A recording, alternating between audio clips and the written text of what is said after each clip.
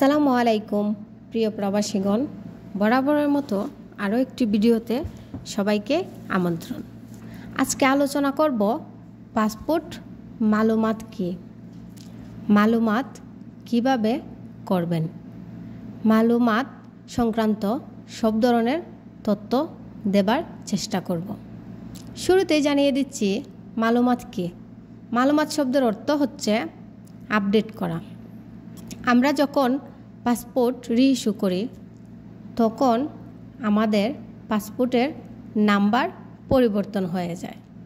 MRP passport renew করলে আগের number থাকে না। আপনারা নতুন পাসপোর্টটাকে যাওয়াজাত সিস্টেমে আপডেট করাকে বলে মালুমাত।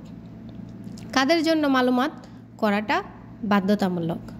আপনার যদি ইকামার মেয়াদ শেষ হয়ে যায়, নতুন করে ইকামা রিনিউ করতে না পারেন, পাসপোর্টের মেয়াদ না থাকে, তাহলে আপনার রিনিউ করতে গেলে পাসপোর্ট মেয়াদ থাকতে হবে এবং রিনিউ করে যাওয়াজাত সিস্টেমে পাসপোর্টটাকে আপডেট করে ইকামা রিনিউ করতে হবে।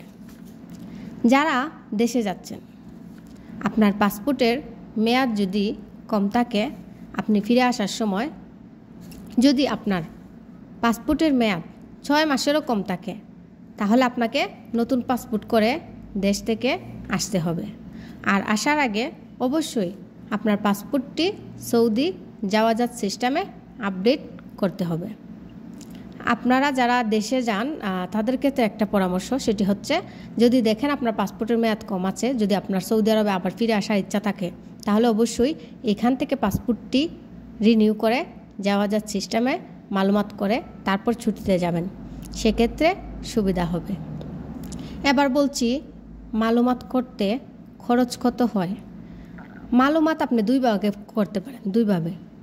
প্রথমত, আপনার কফিল যে কারো নামে বা আপনার কফিল অথবা আপনার কফিলের নামে যদি কোনো ফাইন থাকে, তাহলে আপনার পাসপোর্টটি মালুমাত হবে না।